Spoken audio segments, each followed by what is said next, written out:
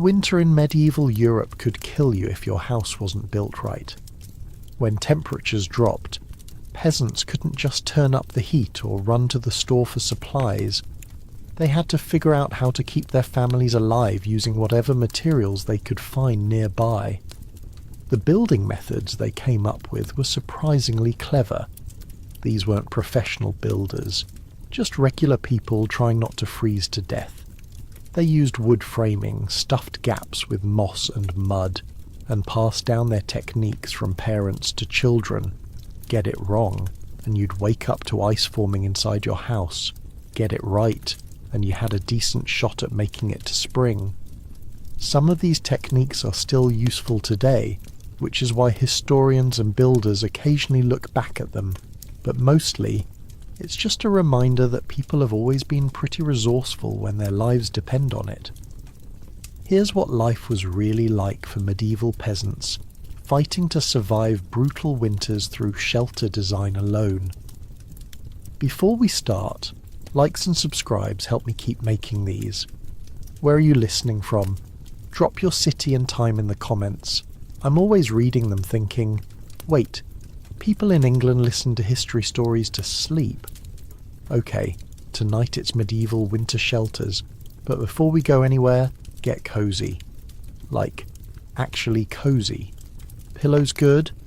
Blanket situation handled? Perfect. Trust me on this one. Your eyes snap open in the darkness. The bitter cold hits your face first. The only part of your body exposed to the air. Your breath forms a small cloud that hangs visibly above you. The rest of your family is still asleep, huddled together on the raised sleeping platform near the ceiling where the precious warm air collects. It's your turn to stoke the fire before it dies completely. You're probably thinking, just build a fire, how hard could it be? But when it's minus whatever and your fingers are too numb to move, it's pretty damn hard. The wrong move means your entire family freezes to death before dawn. Carefully you slide from beneath the heavy fur coverings. Your feet touch the packed earth floor, sending a shock of cold through your body. The single-room dwelling is dark except for the faint orange glow of embers in the central hearth. The walls of massive logs surround you, each one at least 40 centimetres thick. These aren't just walls, they're the difference between life and death. The year is 1263, and you're a peasant in northern Europe. Winter isn't just cold, it's your most relentless enemy. Hurry up with that fire, your wife mumbles from beneath the furs, the little one starting to shiver. Stay with me here, because this next part is wild. These people weren't just surviving, they were engineering solutions that modern architects still study. Every single aspect of this humble dwelling was designed with brutal precision for one purpose: trapping heat. You kneel before the hearth, your movements careful and deliberate. Precious firewood is stacked nearby, each piece split and dried months ago when summer still warmed the land. You select smaller pieces first, arranging them carefully over the embers. Your grandfather taught you this technique, just as his grandfather taught him. In your head, you're doing the math. 3 months of this? Impossible. And yet, somehow, you've survived winters before. You know what to do. The shelter around you isn't just thrown together, it's the result of thousands of years of trial and error, knowledge passed from generation to generation. Each feature represents a lesson learned through suffering. I spent way too long researching medieval winter shelters, like, concerningly long. And the most fascinating thing I discovered was how these weren't random structures. They were sophisticated survival machines where literally every detail mattered. The location alone was a science. Your ancestors didn't just plop a house down anywhere. They specifically chose south-facing slopes, never the top of a hill where winds would tear through everything. and never the bottom of a valley where cold air and moisture collected. They found that sweet spot midway up a slope. The medieval builders had a name for it, the comfort zone, where the forces of nature worked for humans, not against them. They observed how warm air flows, how moisture behaves, how wind patterns develop. They were practically climate engineers without any formal education. "Is it catching?" your wife asks, her voice muffled by the furs. "Almost," you mutter, leaning closer to blow gently on the kindling. I know. Sounds dramatic, right? But hear me out. When the difference between life and death is literally the thickness of your wall, these details matter. Court records from the time actually mention entire families found frozen to death in poorly constructed homes. Not a great way to go. Your little hut is positioned perfectly, sheltered from the brutal north winds by the hillside, with just enough exposure to catch what little winter sunlight appears during the short days.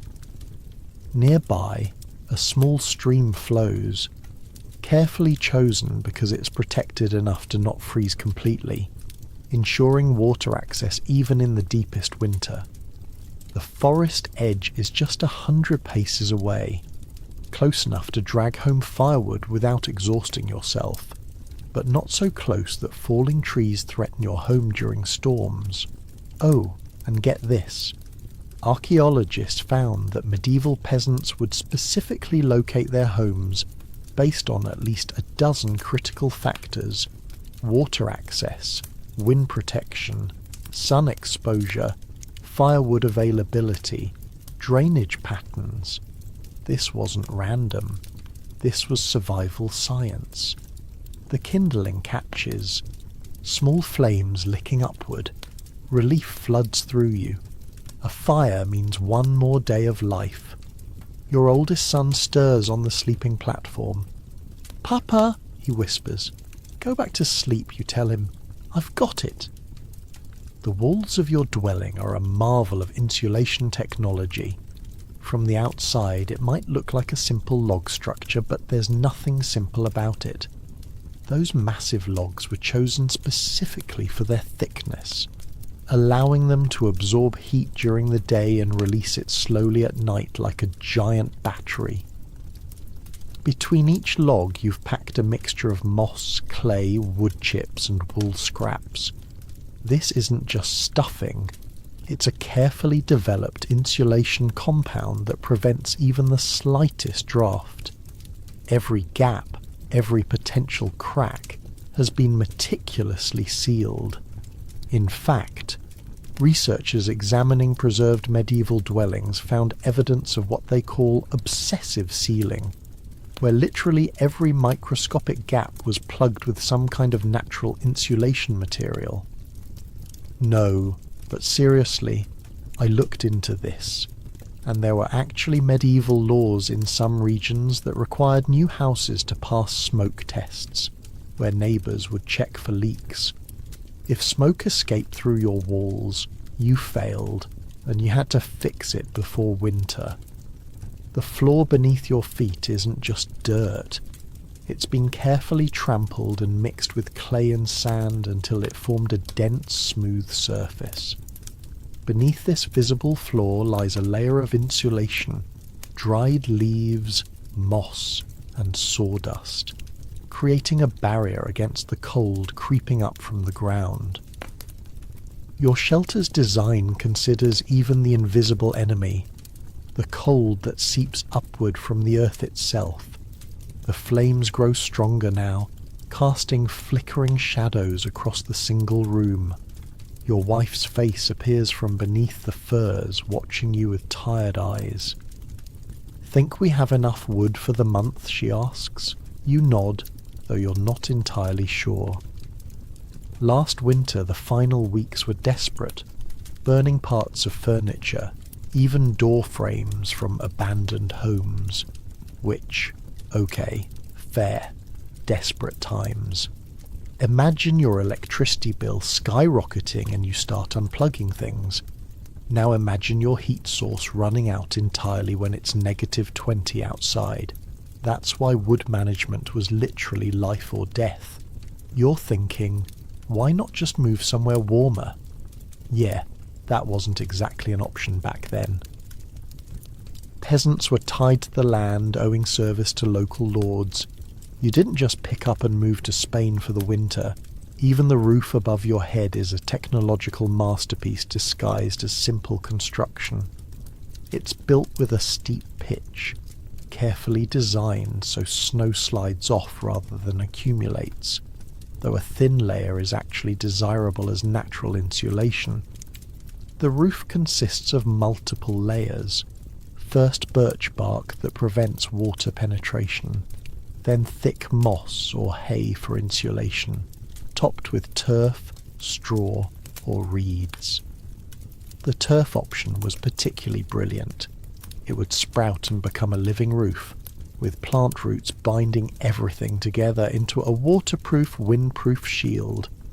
And in case you're wondering, yes, archaeologists have found these multi-layered roofs preserved in peat bogs, showing the incredible sophistication of what we thought were primitive buildings.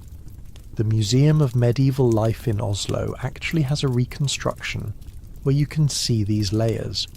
The guide told me people constantly underestimate just how advanced these techniques were. Wait, it gets better. The door to your home isn't just a slab of wood.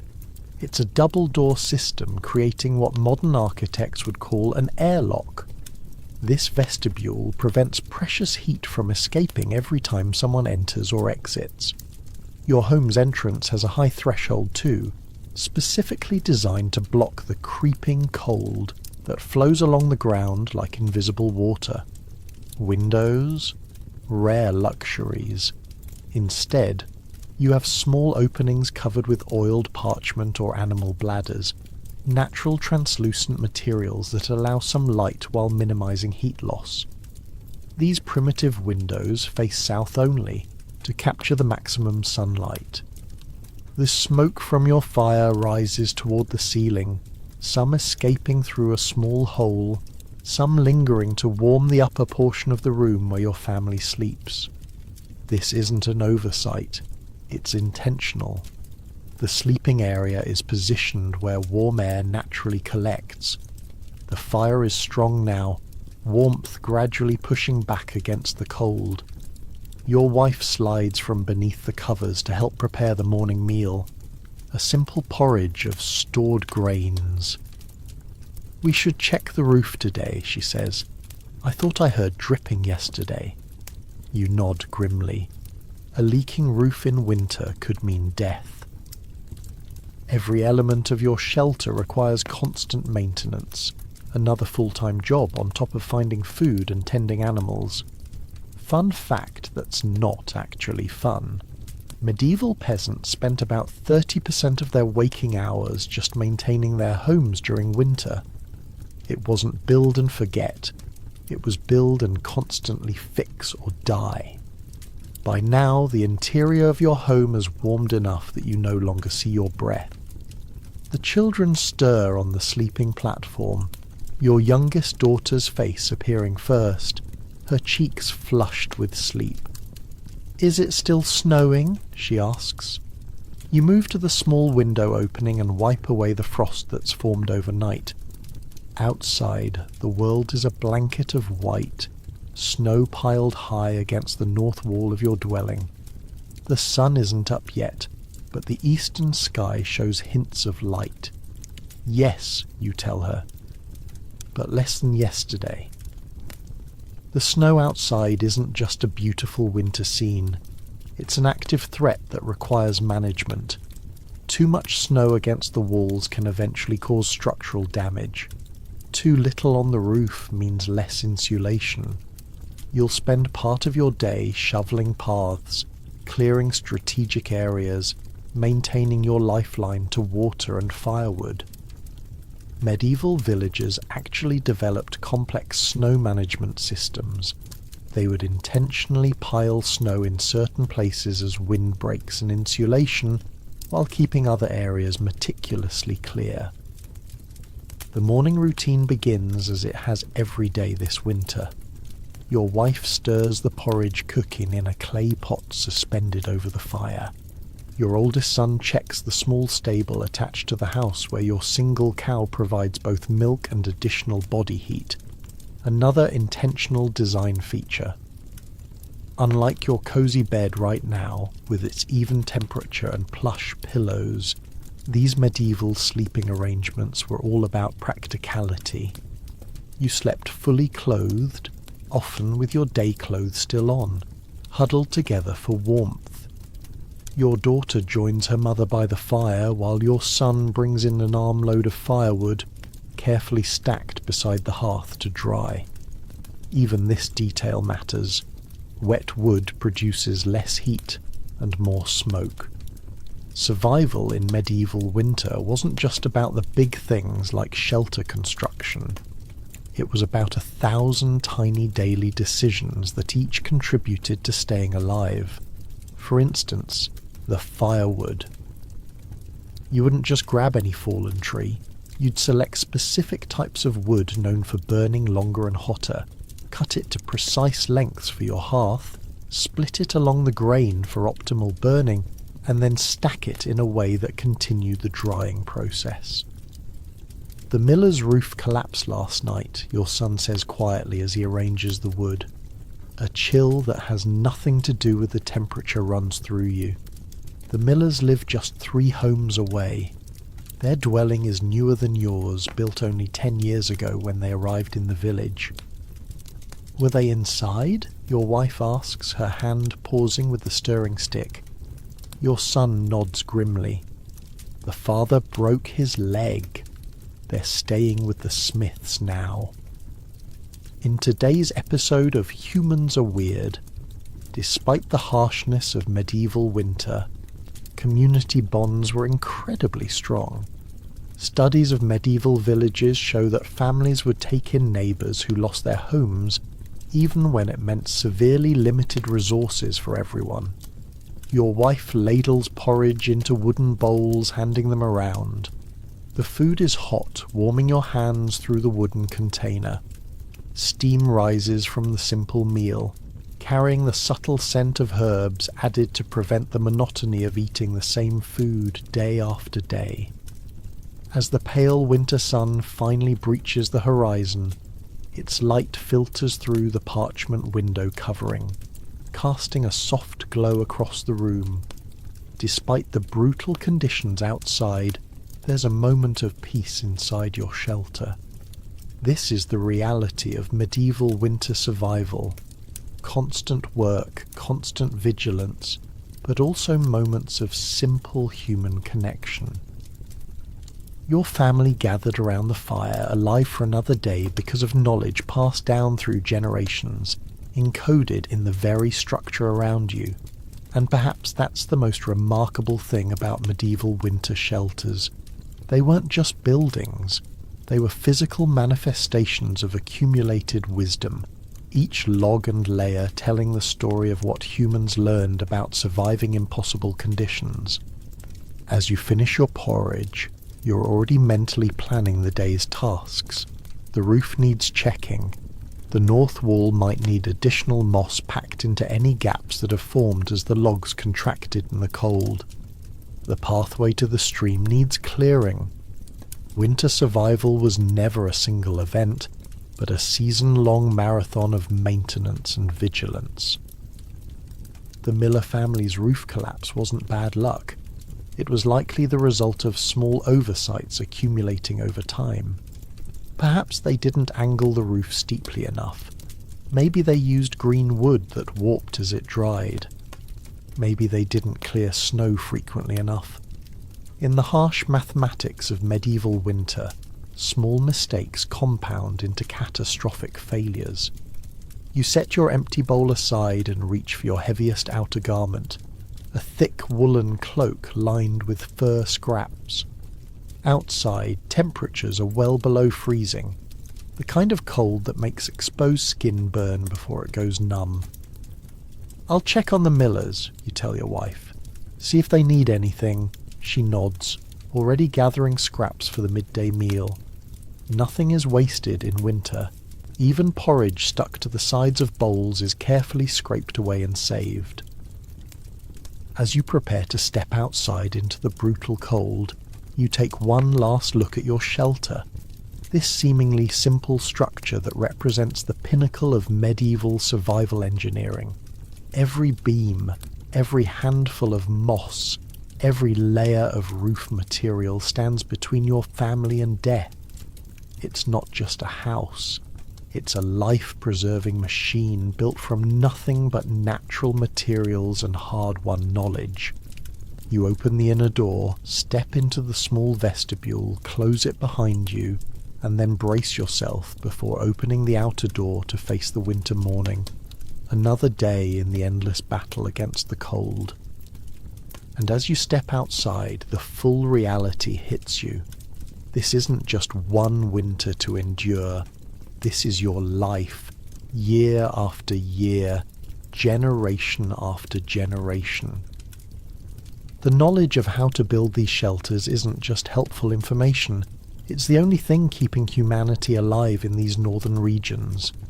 Medieval peasants didn't just survive winter, they mastered it through ingenuity, observation, and the accumulated wisdom of countless frigid seasons. Their shelters weren't primitive, they were perfectly adapted solutions to one of humanity's greatest challenges, surviving when nature itself seems determined to freeze you to death. The frigid air hits like a slap across the face when you step outside. Even through your fur-lined boots, you can feel the biting cold of the packed snow. Your breath freezes instantly into a cloud of ice crystals that hang in the air before you. The village looks almost abandoned at first glance. Smoke rises from chimneys in thin grey columns, but there's little other sign of life. Smart folks are staying inside unless absolutely necessary. From your position halfway up the hillside, you can see the entire settlement.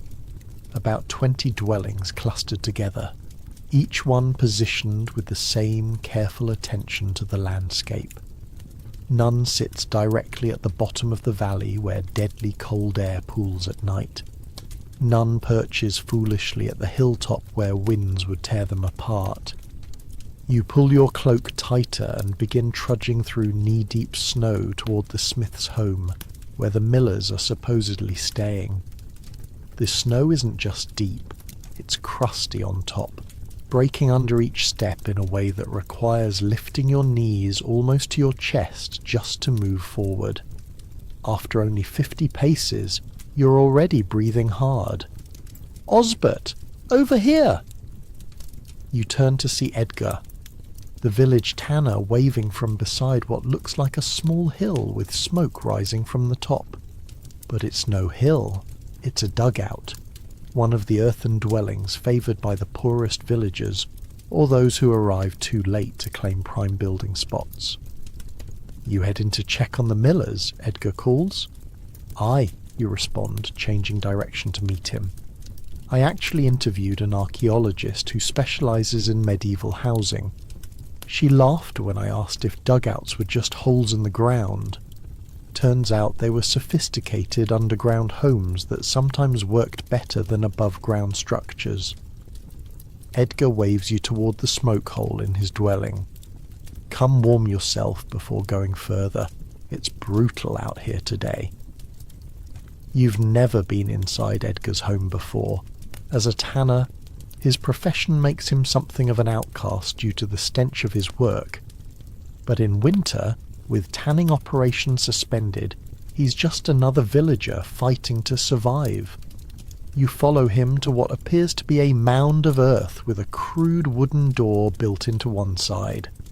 Snow covers most of the structure, making it nearly invisible against the landscape. Only the smoke rising from a small hole at the top gives it away. "Watch your head," Edgar warns as he opens the door, revealing a short tunnel that slopes downward. The moment you enter, the difference in temperature is shocking. Outside, the air was cold enough to freeze spit before it hit the ground.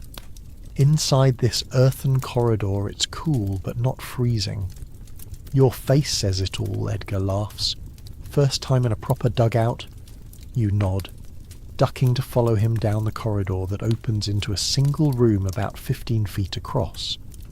The space is nearly round, with walls of packed earth reinforced with timber supports. The ceiling is low enough that Edgar, a tall man, needs to stoop slightly.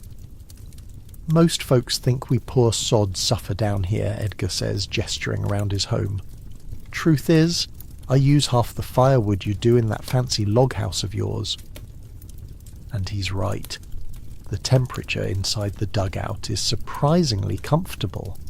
A small fire burns in a central hearth, but it's not the roaring blaze you need to maintain in your own home. Hold up. Let me paint you a picture of why these dugouts were actually genius.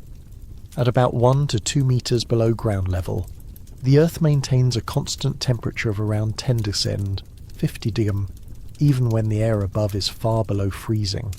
That's like having natural insulation on all sides. The dugout's genius lies in its use of the earth's inherent heat.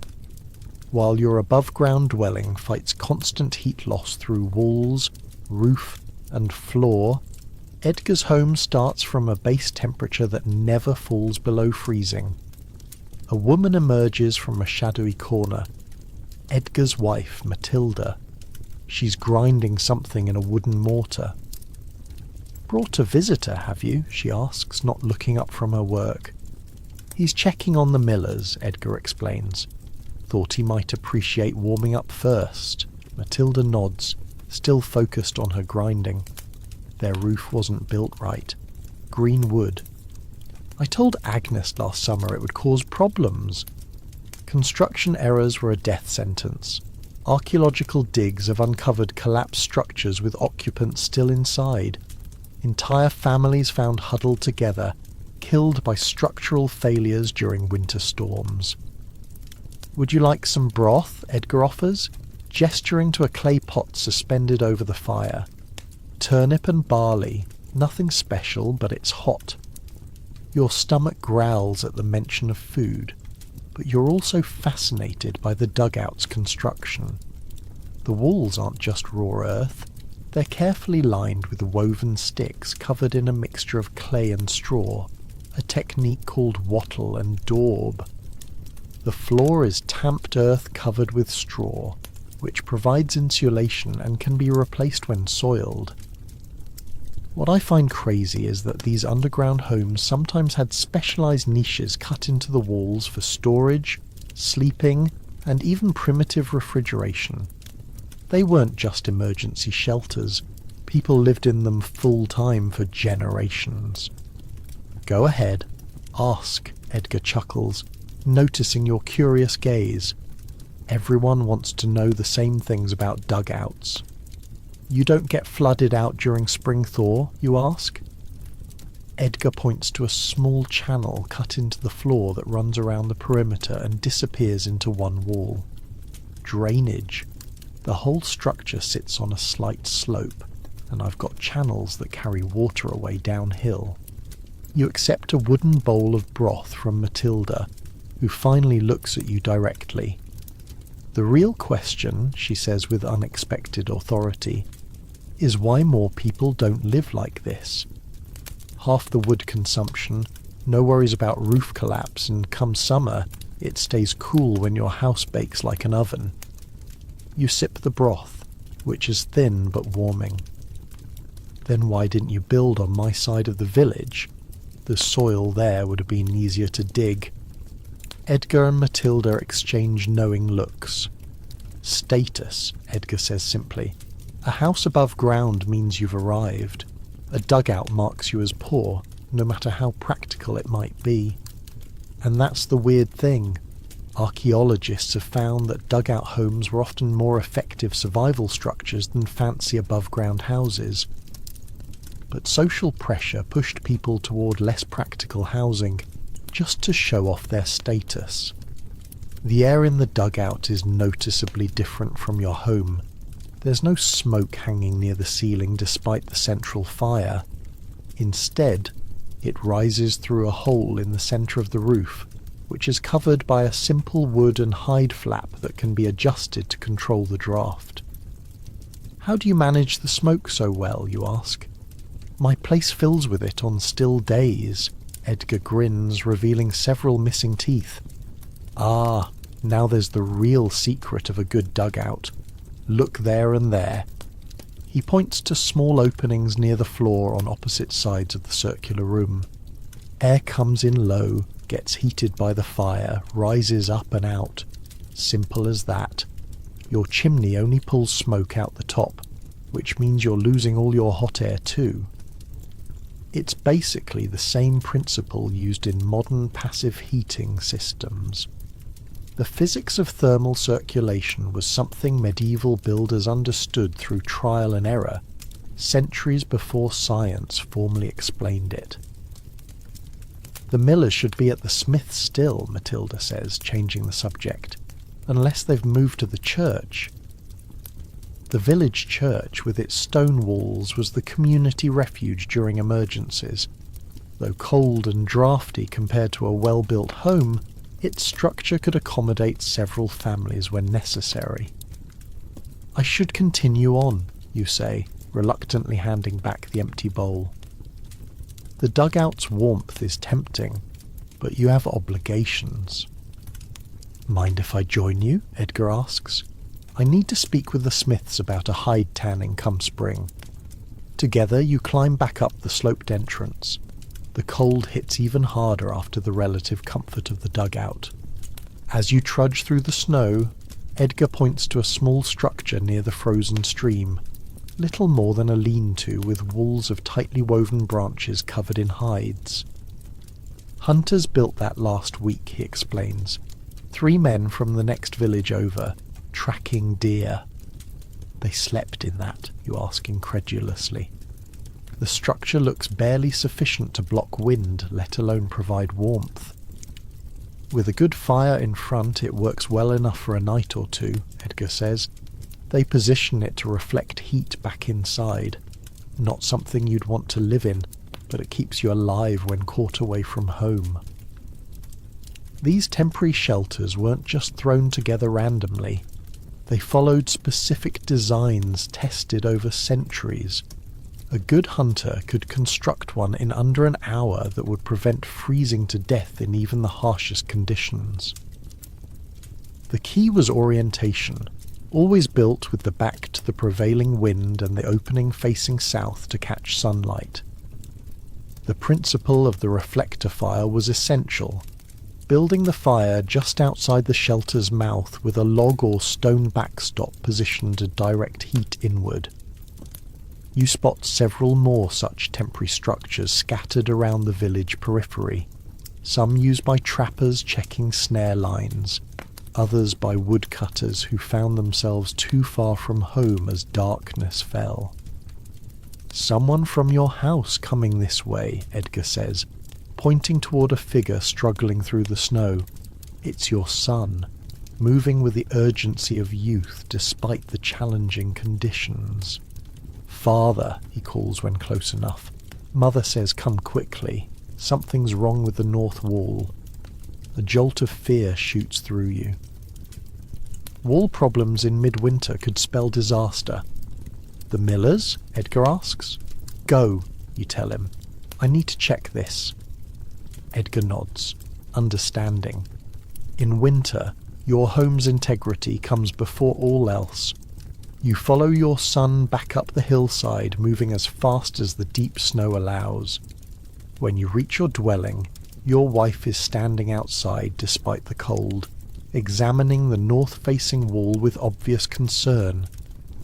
There, she points to a section where the carefully packed moss and clay mixture between logs has fallen away, leaving a gap through which the brutal north wind freely passes.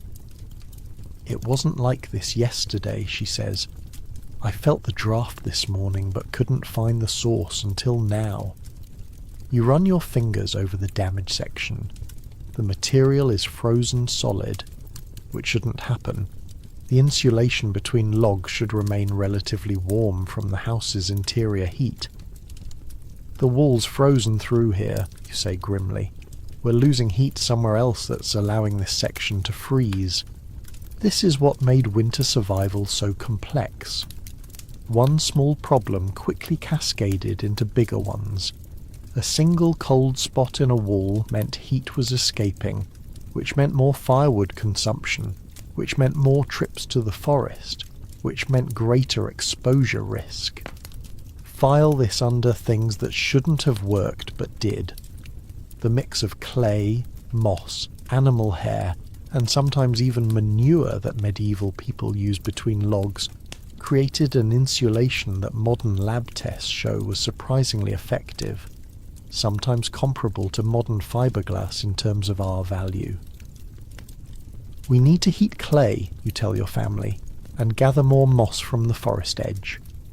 "In this cold?" your wife questions, though she already knows the answer. "If we don't fix it now, it'll only get worse. By tomorrow, that whole section could be compromised." As if to emphasize your point, a gust of wind sends a visible spray of snow through the gap in the logs. Your daughter emerges from the house carrying your heaviest fur mittens. "I've already started heating water," she says. These winter repair operations were choreographed like complex dances, with each family member having specific roles honed over years of experience. Without formal education, medieval families passed down construction knowledge that was sophisticated enough to keep them alive in conditions that would kill most modern people within hours. While your wife and daughter begin mixing clay with straw and moss inside by the fire, you and your son examine the exterior wall more carefully. "Look there," your son points up toward the roof junction. "The water damage." You follow his gesture and see it. A dark stain trailing down from where the roof meets the wall. A minor leak has allowed water to penetrate the logs, freezing and expanding until it pushed out the insulation. The problem's not the wall, you realize, it's the roof edge. So now you're working in brutal cold to repair a critical part of your shelter that's 15 feet off the ground. Without modern equipment, with materials you have to improvise on the spot, while the temperature is low enough to freeze your fingers in minutes of exposure. This kind of emergency repair was painfully common. Evidence from preserved medieval homes shows frequent patches and repairs, sometimes several layers deep, indicating ongoing battles against the elements. Your son is already moving toward the woodpile to select the tall poles you use for roof repairs. He knows the routine without being told. In winter, these skills are drilled into children from the moment they can understand instructions. "We'll need birch bark," you call to him, "and more moss."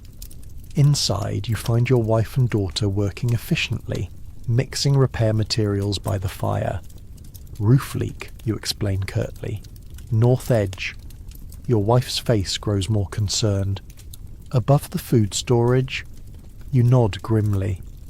"I'll check for damage," she says, moving toward the corner where winter provisions are carefully stored. Food security was as important as structural integrity. A family might survive a partially damaged home, but spoiled winter provisions meant certain starvation before spring. Medieval food storage was an art form requiring specific conditions. Most homes had dedicated storage areas where temperature and humidity were carefully controlled. Grains were kept in sealed containers to prevent rodents and moisture. Root vegetables were buried in sand or straw. Smoked and salted meats hung from rafters.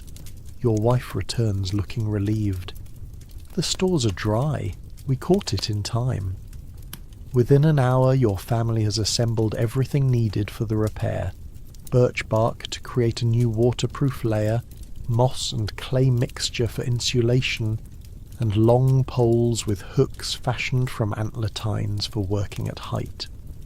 The repair operation begins with you and your son outside, while your wife and daughter work from inside the dwelling. Using the poles, you carefully position new pieces of birch bark under the damaged roof edge, creating an overlapping pattern that sheds water away from the vulnerable wall junction. From inside, your wife applies the warm clay and moss mixture to the gap between logs, packing it tightly and smoothing it to prevent future water penetration. "Pass more moss up," your son calls, his hands visibly red despite the mittens. Your daughter appears at the door with a basket of dried moss gathered months ago and stored specifically for winter repairs. These repair materials weren't random. Each was selected for specific properties: birch bark for its natural waterproofing, moss for its insulation value and ability to expand when wet, clay for its binding properties and impermeability when dried. The work is painfully slow in the bitter cold. Every few minutes you and your son must return inside to warm your hands by the fire, prevent frostbite, and regain dexterity. By midday, with the repair still underway, neighbours begin to appear with offers of help. This wasn't just kindness, it was survival strategy. In medieval winter communities, everyone understood that their fate was interconnected. Today your roof, tomorrow theirs. "Heard you've got trouble," says Gunther, a burly carpenter from down the hill. Without waiting for details, he simply picks up one of the repair poles and looks to you for direction. Soon there are 5 men working on your roof while women from neighbouring households bring hot broth and additional repair materials. The social coordination of medieval winter villages was remarkable. Archaeological evidence shows tool sharing, labour exchange and resource pooling were common practices that increased everyone's chance of survival. "Same thing happened to us last winter," Gunther comments as you both warm your hands by your hearth. "Water gets in, freezes, pushes everything apart." "Should have checked it earlier," you admit. "Saw the icicle formation yesterday, but didn't think much of it." Gunther nods understanding. Always the small things that kill you in winter. By late afternoon, with the one winter sun already low in the sky, the repair is complete. The roof edge has been reinforced with additional birch bark layers, the wall gap has been filled with fresh insulation mixture, and the interior shows no signs of drafts. The neighbours gradually return to their own dwellings as darkness approaches, each carrying small tokens of thanks: a bundle of kindling, a portion of preserved fruits, a handful of dried herbs. These weren't just gifts, but installments in the complex social insurance system that enabled community survival. You stand outside as the last light fades, inspecting the repair work with critical eyes. It will hold, at least until spring allows for more permanent fixes. Your wife appears in the doorway, silhouetted by firelight from within. "Come inside before you freeze," she calls. "Food's ready." As you turn to enter your home, you glance toward the smith's dwelling where the Miller family is sheltering after their disaster. Their roof collapse wasn't just bad luck. It was the culmination of small errors and oversights that couldn't be afforded in winter. Tomorrow you'll finally check on them, but tonight is for ensuring your own family's shelter remains secure. In the brutal equation of medieval winter, you had to secure your own survival before helping others. Your repaired dwelling stands as testament to generations of accumulated knowledge. Knowledge that means the difference between life and death during the unforgiving northern winter. Morning comes with that distinctive winter silence, the kind of quiet that seems to swallow all sound, broken only by the occasional crack of a frozen tree branch surrendering to the weight of snow. After yesterday's repair work, your home has maintained its warmth through the night, the newly patched wall holding firm against the bitter cold. Your wife is already up, coaxing the banked coals from last night back to life.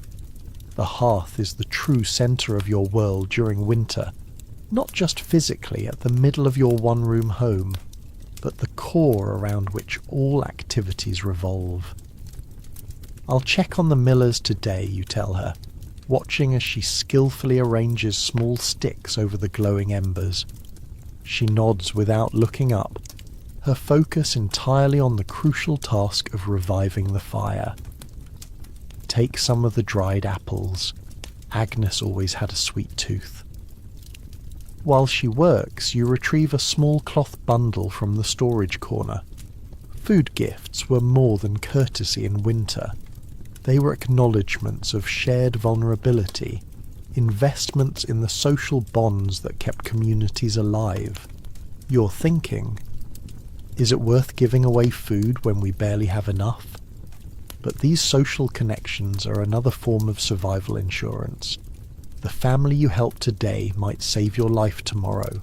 By the time you're ready to leave, the fire is burning steadily, and your wife has hung a pot of porridge to cook.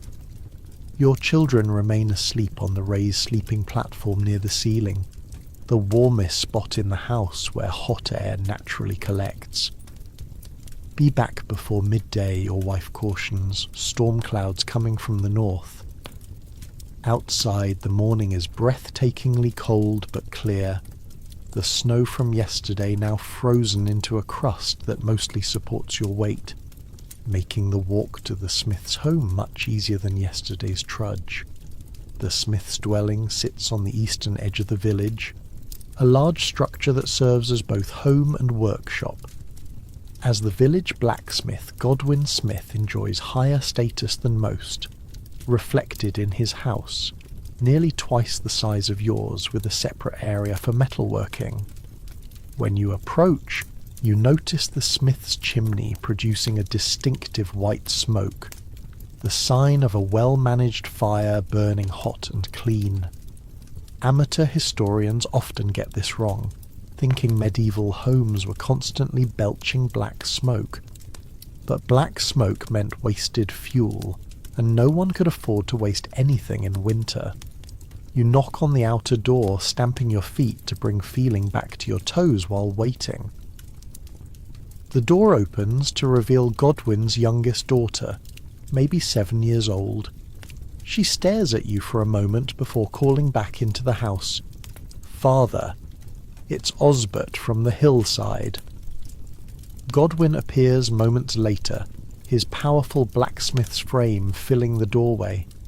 Despite the winter pause in his trade, his hands and forearms remain muscled from years at the forge. Come in," he says, stepping aside. "We were just breaking fast."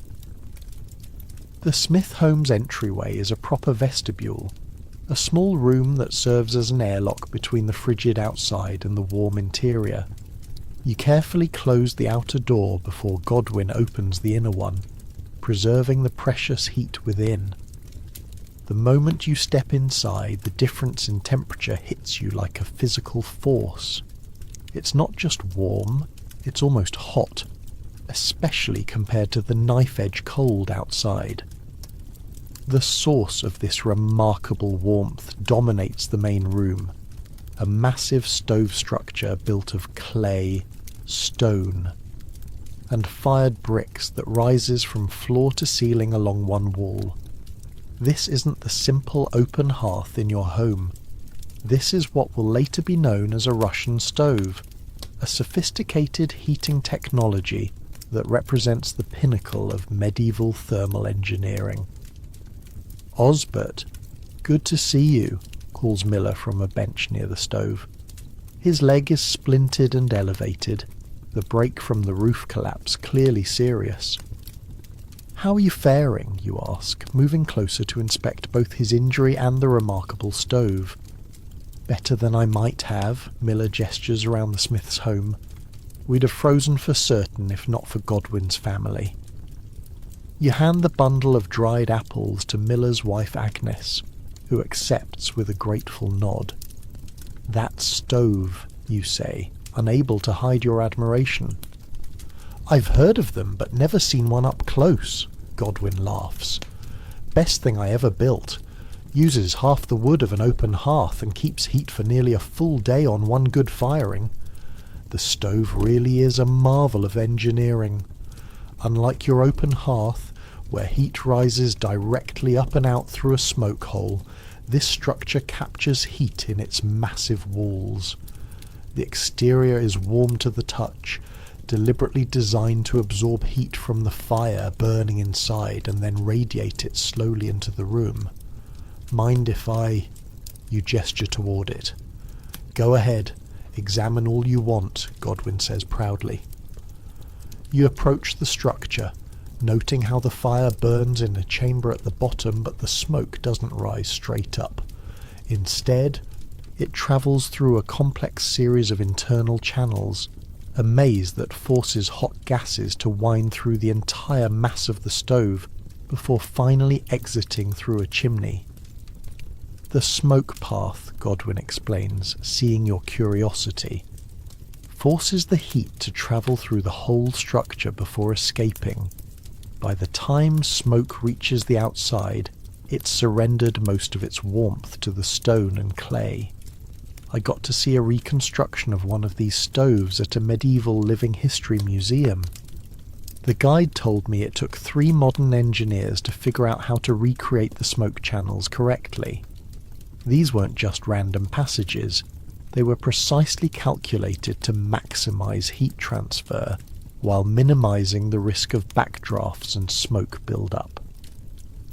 What blows my mind is that these massive heat batteries could maintain a temperature of around 30 diamna, 86 degrees, on the sleeping surface for nearly 24 hours after firing, creating a warm microclimate in an otherwise freezing world.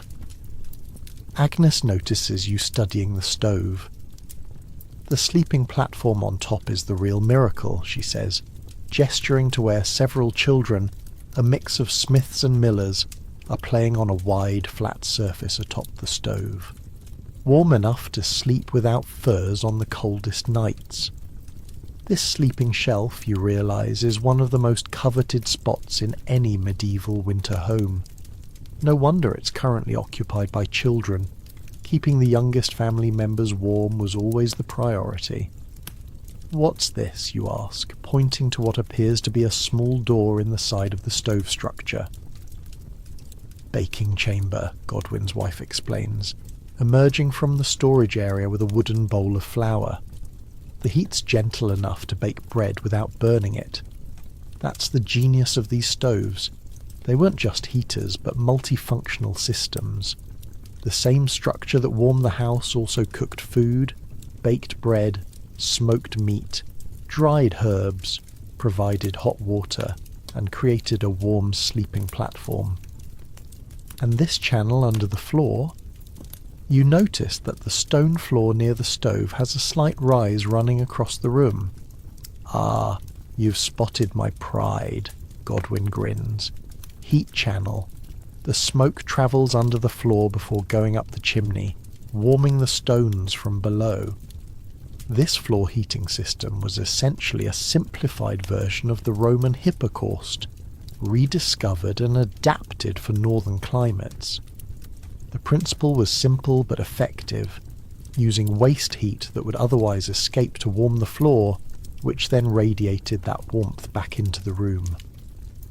Cost me a fortune in clay and stone, Godwin admits, but worth every penny. Haven't had a frozen winter night since we built it. You can't help feeling a twinge of envy. Your open hearth, while adequate, doesn't compare to this marvel of engineering. But then, you're not a blacksmith with access to specialised knowledge and materials. "How's your family?" Miller asks, shifting his splinted leg awkwardly. "Heard you had wall trouble yesterday." "Fixed now," you assure him. "The community helped." Miller nods, his expression a mix of gratitude and shame. They've been helping us too. More than we deserve after such carelessness with our roof. What happened exactly, you ask, though you can already guess. Green wood, Miller admits. Couldn't season it properly before winter set in. then the weight of the snow. He makes a crashing gesture with his hands. Greenwood was a deadly mistake in construction. Unseasoned logs continued to dry and shrink after installation, creating gaps and weakening the entire structure. Anyone with experience knew wood needed at least one full summer of drying before being used in construction. "We'll help rebuild come spring," you assure him, though you know that's months away. Until then, the Millers are effectively homeless, dependent on the charity of neighbours. "Here, try this." Godwin's wife offers you a wooden cup of something steaming. Birch sap beer with honey. Warms the blood. You accept gratefully. The beverage is sweet and slightly fermented, with a warming effect that spreads from your stomach outward. This wasn't just a luxury. Alcohol provided quick calories and a sensation of warmth that helped combat winter's psychological toll. Medieval people weren't stupid about alcohol, by the way. They understood exactly how it created a false sense of warmth while actually increasing heat loss. That's why winter drinks were carefully formulated to balance alcohol content with actual nutritional value, hence the addition of honey, herbs, and other calorie-rich ingredients. While you drink, you notice Agnes working at a table near the stove, cutting what appears to be turnips into thin slices. "Drying them for storage," she explains when she catches your glance. "The air near the stove is perfect, warm and dry." Food preservation was another critical winter skill.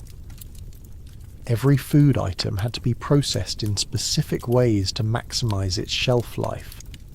Root vegetables like turnips could be dried into hard chips that would last for months, then rehydrated in soups and stews when needed. "How's your meat supply holding?" you ask Miller, knowing that protein was often the scarcest resource in late winter.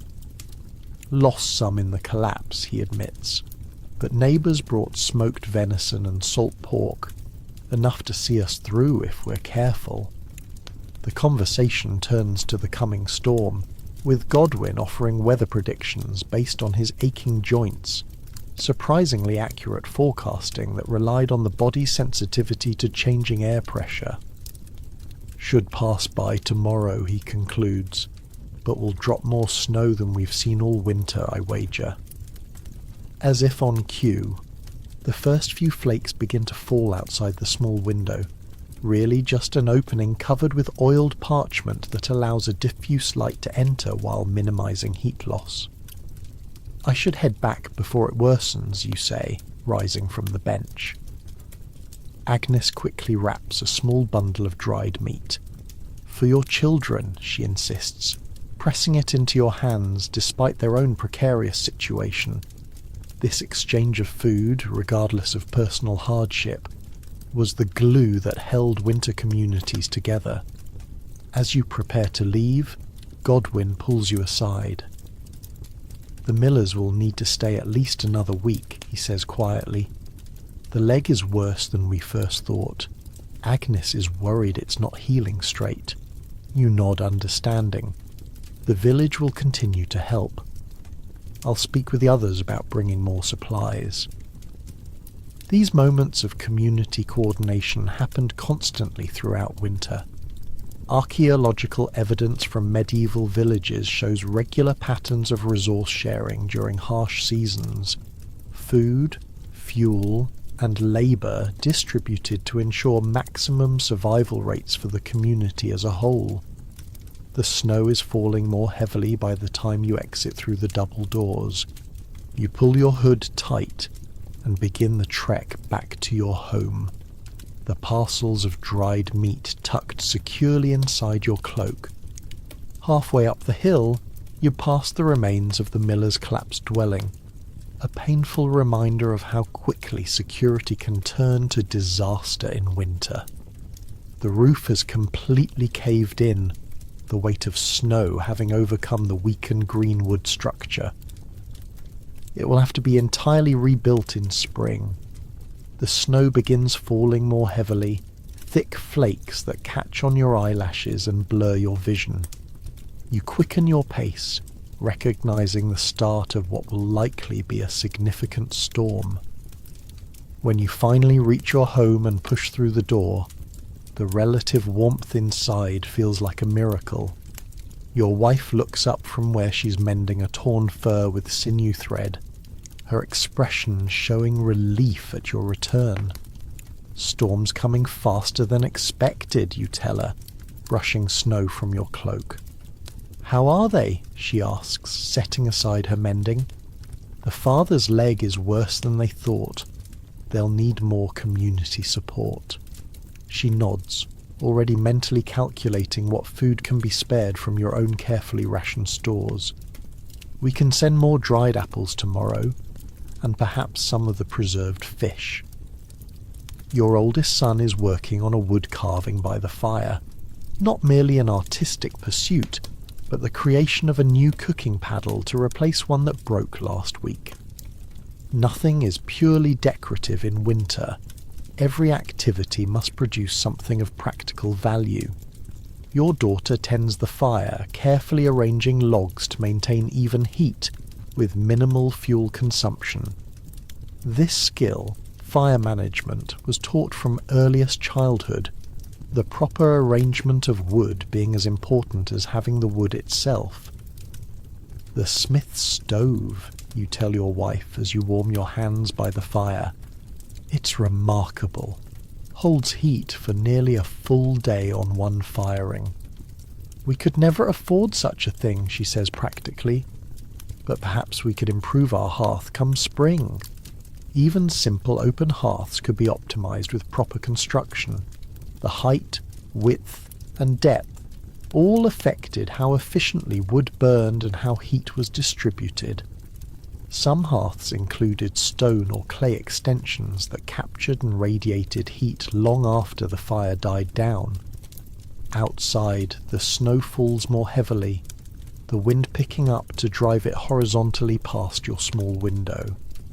Inside, your family gathers closer to the central hearth, each occupied with essential tasks: mending, carving, spinning wool, preparing preserved foods for the evening meal. This contrast between the deadly hostility of the winter world outside and the carefully maintained sanctuary within was the defining experience of medieval winter life.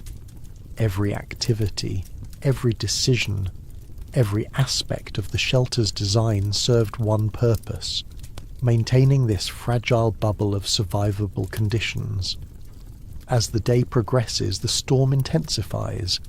Wind howls around the corners of your dwelling, occasionally finding tiny gaps that create haunting whistles or moans.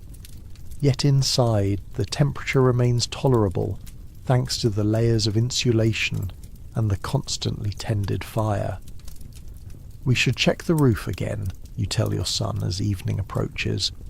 "Ensure yesterday's repairs are holding."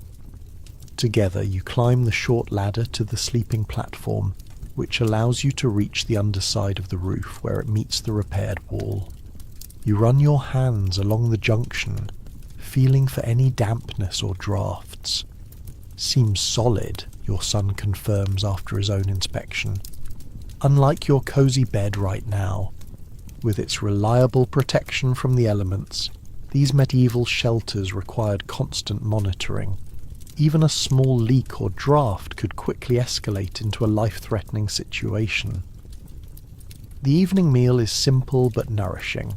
Porridge enriched with dried berries and a small portion of smoked fish. Food variety decreased as winter progressed, but clever use of preserved herbs and occasional treats of dried fruit helped combat monotony. As darkness falls completely, your wife lights a small oil lamp, rendered animal fat with a wick of twisted plant fibre. It provides minimal light, but enough to continue essential indoor work for another hour before bed. The lamp represents yet another carefully calculated resource trade-off. Its light allows productive work after dark, but the oil it consumes is precious. Each winter evening, households decided whether the value of extended work hours justified the consumption of lighting resources. "Tell us about the Smith stove again," your daughter requests as the family settles in for the evening. "Is it really warm enough to sleep without furs?" You describe the ingenious structure again, explaining how the smoke path winds through the mass of clay and stone, surrendering its heat before escaping outside. "Someday," your son says with determination, "I'll build one for our home." "Perhaps," you allow, though you know such luxuries might always remain beyond your means. The howling storm outside makes your shelter feel all the more precious. The wind finds every tiny imperfection in your walls, creating small drafts that you mentally note for repair when weather permits. Yet compared to the killing cold beyond your walls, these minor discomforts are trivial. Your children climb to the sleeping platform early, tired from the day's exertions. They arrange themselves in their usual pattern, youngest in the middle for maximum warmth, oldest at the edges where it's slightly cooler. You and your wife remain by the fire, using its light to complete a few final tasks. She sorts through dried herbs, setting aside those needed for tomorrow's meals. You inspect and repair a wooden snow shovel that will be essential once the storm passes. "The Miller family is lucky," your wife says quietly. "If the Smiths hadn't taken them in." The sentence needs no completion. You both know what happens to those without adequate shelter in deepest winter. Archaeological evidence tells the grim tale, remains found frozen in forests, in half-built structures, in inadequate shelters that failed during storms.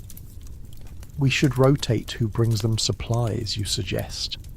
"Ensure no single family bears too much burden." She nods agreement. "I'll speak with the other women tomorrow. We'll create a schedule." Even as you talk, you're both aware of how the heat from the fire is becoming less intense as the logs burn down to coals. Soon you'll bank the fire for the night, covering the embers with ash to preserve them until morning, when they'll be carefully coaxed back to life. This nightly ritual of banking the fire was literally a matter of life and death. If the embers died completely, starting a new fire with flint and steel in freezing conditions could be extremely difficult. Some families appointed someone to wake during the night specifically to check that the fire hadn't died. "Time for sleep," your wife finally says, setting aside her work. You add a final log to the fire, position it carefully to burn slowly through the first part of the night, then cover portions of the embers with ash to ensure they'll still be hot come morning. As you climb to the sleeping platform, you feel the accumulated warmth of the day trapped in this highest part of your home. It's not as luxurious as the Smith stovetop sleeping area, but it's considerably warmer than floor level. Your children are already asleep, their breathing forming small clouds in the cooling air. You and your wife take your places at the edges of the group, another layer of insulation protecting the youngest from the night's deepening cold. Despite the storm's fury outside, there's a profound sense of security in this moment. Your family sheltered in a structure built with generations of accumulated knowledge, surrounded by a community bound together by mutual dependence and shared survival techniques. As you drift towards sleep, you reflect on the day's observations, the sophisticated stove at the Smiths' home, the community's response to the Miller family's disaster, the coming storm that you're prepared to weather. Each element represents another facet of the complex survival strategy that enabled human life in these northern regions long before modern technology. The last thing you hear before sleep claims you is the wind's mournful howl, a sound that might inspire dread except for the layers of carefully designed protection that stand between your sleeping family and the winter's deadly embrace. You wake to silence. After falling asleep to the howling storm, the absolute quiet is almost jarring. For a moment you lie still in the pre-dawn darkness, your family's warm bodies pressed against yours on the sleeping platform. The air feels different, colder, but also somehow thicker. You can sense something's changed even before opening your eyes. When you finally sit up, the reason becomes clear. The small window opening is completely dark. Not the darkness of night, but the opacity of being blocked. Your home has been nearly buried in snow. Wake up, you whisper to your wife. The storm. She stirs beside you, immediately alert in the way of people accustomed to winter emergencies. One glance at the window tells her everything she needs to know. The smoke hole, she asks, her voice barely audible to avoid waking the children just yet. You shake your head. I need to check. This is your first priority. If snow has blocked your ventilation, the consequences could be deadly within hours. Carbon monoxide from the banked fire could fill the enclosed space, killing everyone in their sleep. A silent, invisible threat more immediate than even the cold itself. You climb down from the sleeping platform, the packed earth floor cold beneath your feet. The fire has burned to embers overnight, but even this slight combustion produces deadly gases that must have a way to escape. The smoke hole in your roof is a carefully engineered feature, wide enough to allow smoke out but narrow enough to minimize heat loss. Now you stand beneath it, peering upward, and feel a faint movement of air. Not blocked completely then. You exhale in relief. There's some airflow, you tell your wife, who's now moving quietly around the room, preparing to restart the fire. But I'll need to clear it from outside. After the fire catches, she says firmly. Starting the day's fire from preserved embers takes precedence over almost everything else. Without it, there's no warmth, no cooking, no melting snow for water. Your children begin to stir as your wife carefully uncovers the banked embers, adding the smallest, driest splinters of kindling. Her movements are precise, almost ritualistic. This daily rebirth of fire is literally the family's lifeline. I talked with a medieval survival expert who said fire maintenance was the most crucial daily skill. People who failed at properly banking fires overnight or relighting them in the morning often didn't survive winter. It's why fire-starting materials were among the most protected possessions in any household. Within minutes, a small flame takes hold. Only once it's burning steadily does your wife look up. Now check our situation. You dress in multiple layers, linen undergarments, wool tunic, leather over tunic, and finally your heaviest fur cloak. Each layer serves a specific purpose in the battle against cold, creating trapped air spaces that insulate your body. Medieval winter clothing wasn't just fashion, it was portable shelter. Archaeologists have found winter garments with up to 7 distinct layers, each serving a specific insulation purpose. You wrap additional cloths around your hands and feet, then pull on leather mittens lined with rabbit fur. Your wife hands you a length of rope. Tie it around your waist, she instructs, the other end to the door frame. This precaution might seem excessive, but people actually died getting lost in snowstorms just steps from their front door. The rope ensures you can find your way back if visibility drops or disorientation sets in. When you open the door, you're confronted with a wall of white. The snow has drifted against the entrance, filling the small vestibule completely. You'll have to dig your way out. Using a wooden shovel kept inside specifically for this purpose, you begin clearing a path. The snow is densely packed and heavy. This will be exhausting work. Your son joins you, silently taking the shovel when your arms need rest. Together, you carve a narrow passage through the snow, eventually breaking through to open air. What you see outside is both beautiful and alarming. The entire village is transformed, with only roof peaks and smoke holes visible across a sea of white. Snow has drifted higher than a tall man's head in some places. Going to be a village effort today, your son observes. He's right. After major storms, the entire community must work together to re-establish pathways, check on vulnerable households, and ensure everyone has survived the night. But your first task is ensuring your own shelter remains functional. You climb carefully onto the snow-covered roof, using a long pole to clear snow from around the smoke hole. Then you check the recent repair work on the north wall, relieved to find it holding firm. From this elevated position, you can see other villagers emerging from their homes, each facing the same challenges. Some are already working together to create a path to the elderly couple living at the east end. They'll be checked first, as the most vulnerable members of the community. "Father," your daughter calls from below, "the Smiths are sending someone." You spot a figure trudging laboriously through the deep snow toward your home. Edgar the Tanner, recognizable by his distinctive gait, even bundled in winter gear. "Godwin sent me to check on outlying homes," Edgar explains when he reaches you, his breath forming clouds in the frigid air. "Everyone well here?" "All safe," you confirm. "How deep is it near the stream?" "Drifts to the roof of my dugout," Edgar says, "but we're managing.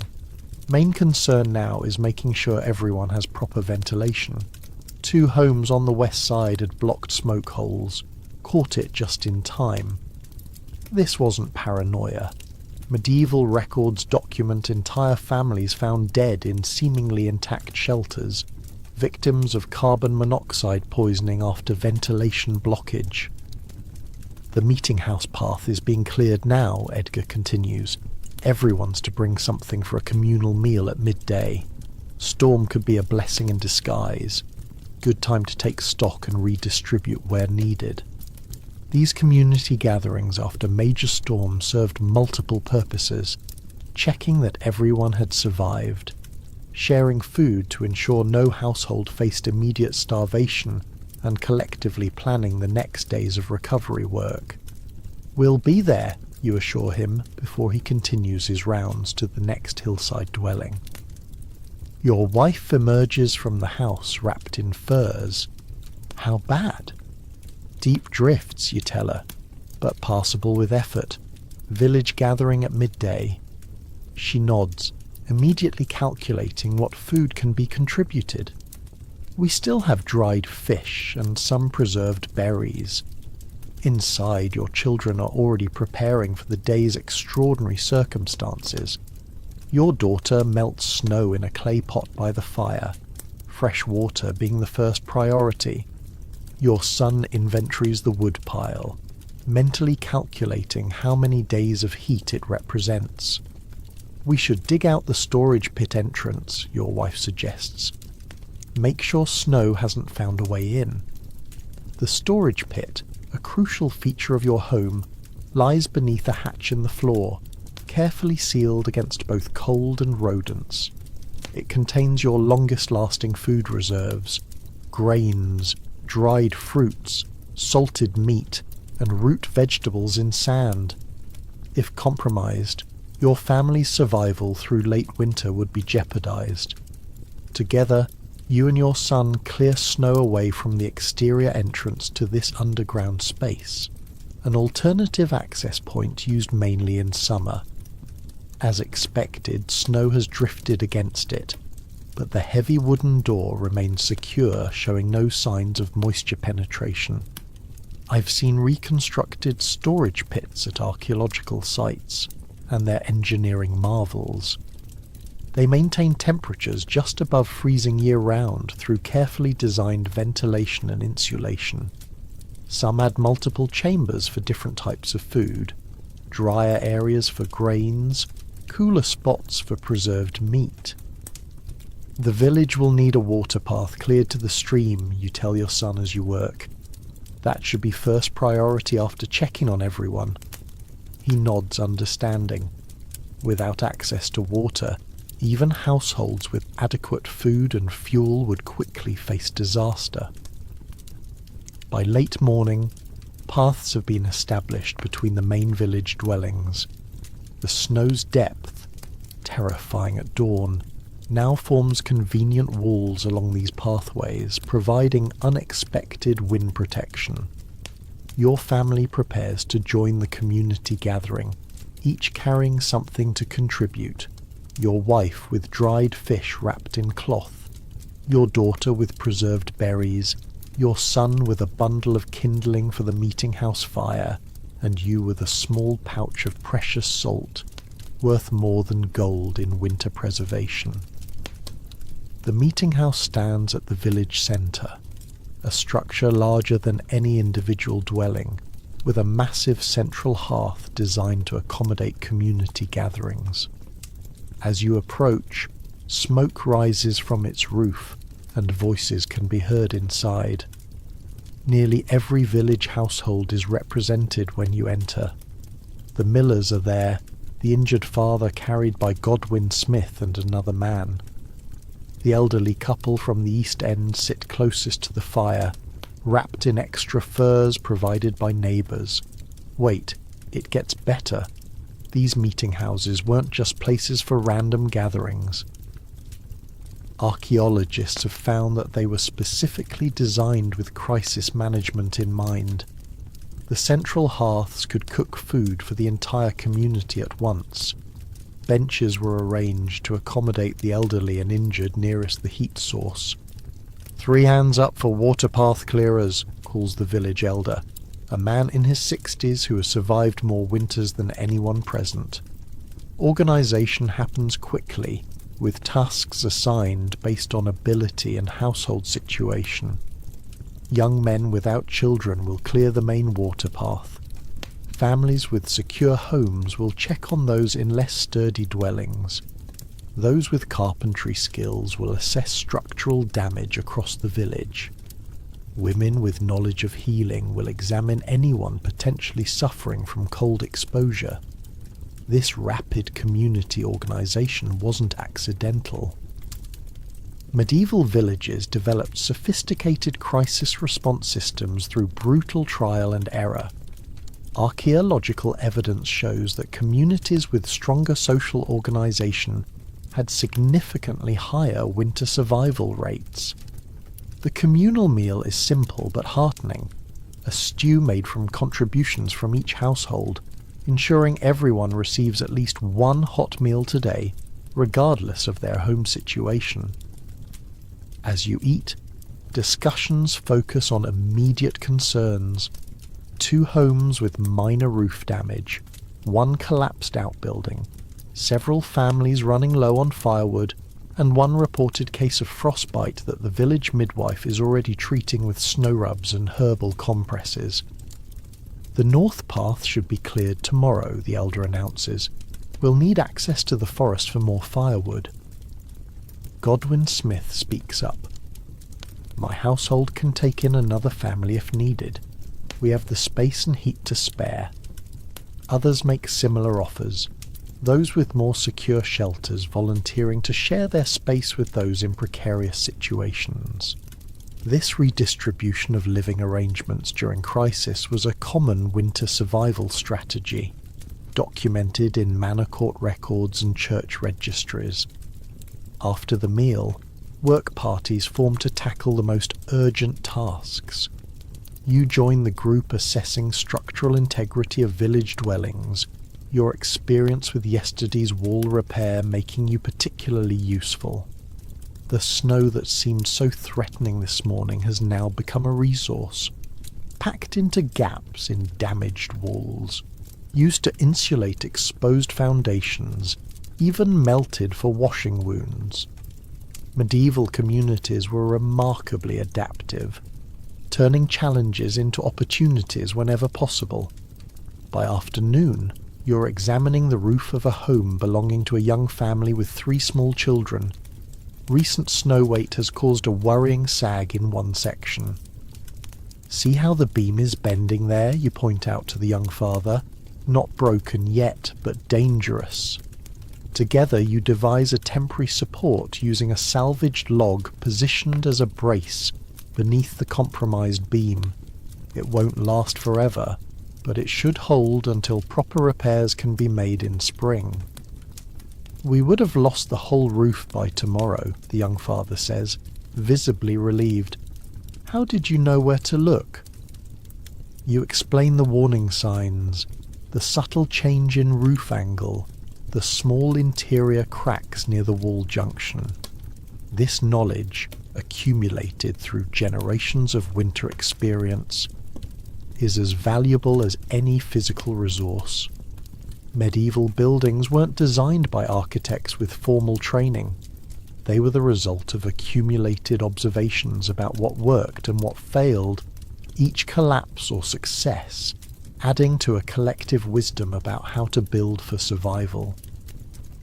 When you finally return to your own dwelling late in the afternoon, you find your wife has not been idle. The interior walls have been carefully examined for any new drafts caused by the storm's pressure.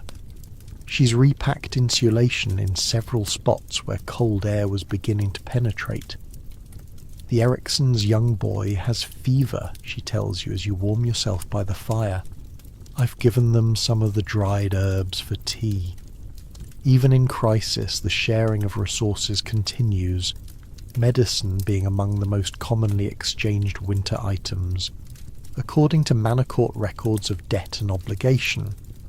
Your son returns shortly after, having helped clear the main water path to the stream.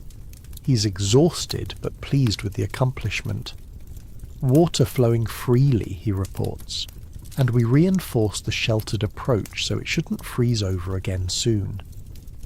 Your daughter has spent the afternoon with other young women, checking on the village's food preservation systems, the various pits, hangars, and storage containers that protect winter provisions.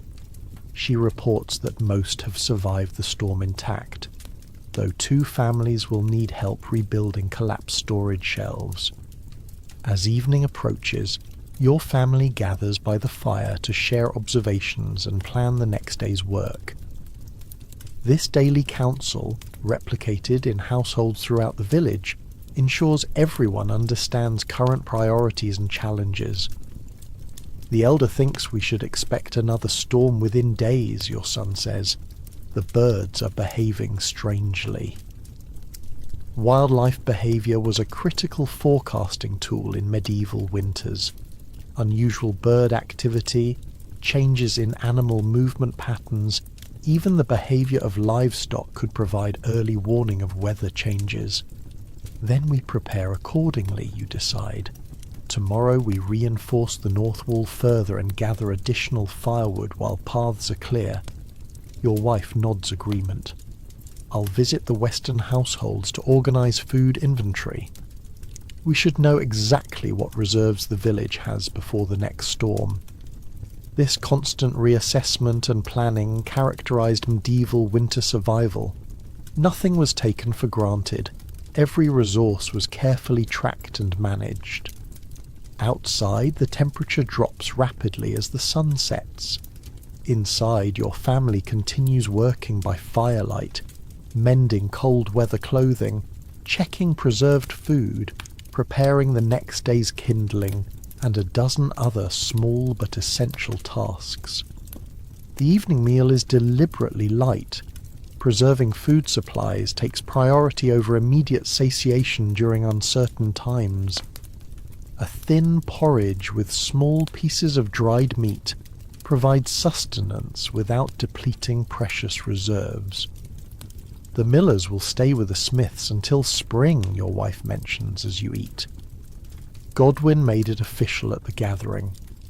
This kind of arrangement, semi-permanent household consolidation during crisis, was common enough that some medieval legal documents specifically addressed the property implications of families joining hearths during winter.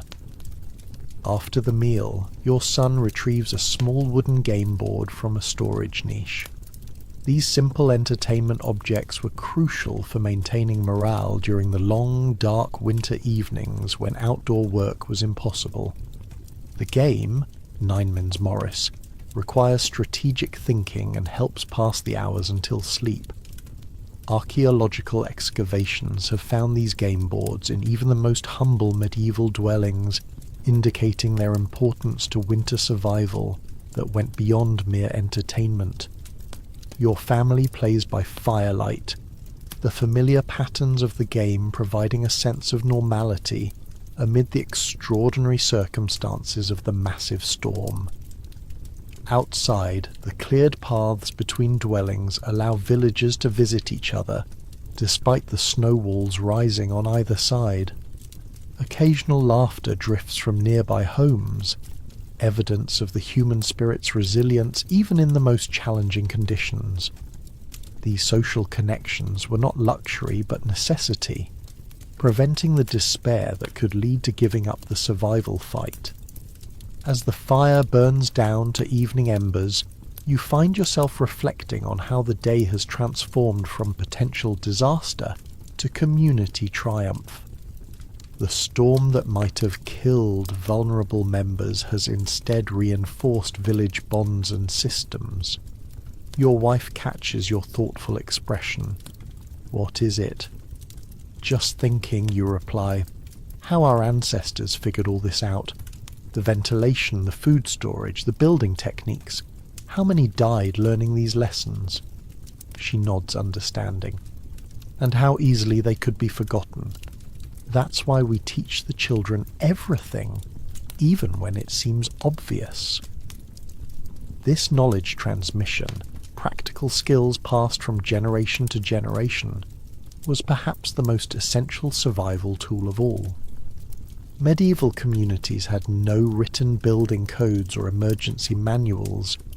Everything depended on careful observation and thorough education of the young. As your family prepares for sleep, the routine mirrors the previous night but with heightened attention to safety.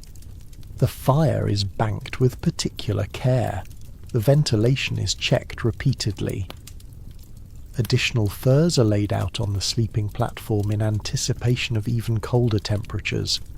These weren't just habits, but survival rituals, each step developed and refined through centuries of winter experience. The families that survived were those that performed these rituals most faithfully, leaving nothing to chance. Your children climbed to the sleeping platform first, arranging themselves in their usual pattern. You and your wife remain by the fire a while longer, discussing plans for tomorrow in low voices. We were lucky, she says finally. The repair yesterday held through the storm. Not luck, you correct gently. Preparation. She smiles at that. True enough. Though sometimes I wonder how families survive in the bigger settlements, where they say people barely know their neighbours. This interdependence wasn't just a social preference, but a survival necessity. Historical records show that isolated households had much lower winter survival rates than those integrated into supportive communities. Eventually you join your children on the sleeping platform, your wife following after one final check of the banked fire. The day's exertions ensure sleep comes quickly, despite the unusual circumstances outside. As consciousness fades, your last thoughts are of the village working together, clearing paths, reinforcing structures, sharing resources, protecting the vulnerable. In the harshest season, human connections prove as essential to survival as the physical shelters themselves. Morning comes with clearer skies but bitter cold. The storm has passed, leaving behind a transformed landscape and temperatures that plummet without cloud cover. The kind of cold that makes your nostrils stick together when you breathe and turns exhaled breath into instant crystals. Your family wakes to find frost patterns formed on the interior walls overnight, delicate crystalline structures that mark the exact boundary where warm, moist air from inside meets the freezing surfaces near the exterior. In any other season, they might be considered beautiful. In winter, they're warnings, signs of where heat is escaping too quickly. North wall again, your wife murmurs, running her fingers over the frost patterns. The new packing hasn't fully sealed. This morning's first task is already clear. Before anything else, the wall insulation needs reinforcing.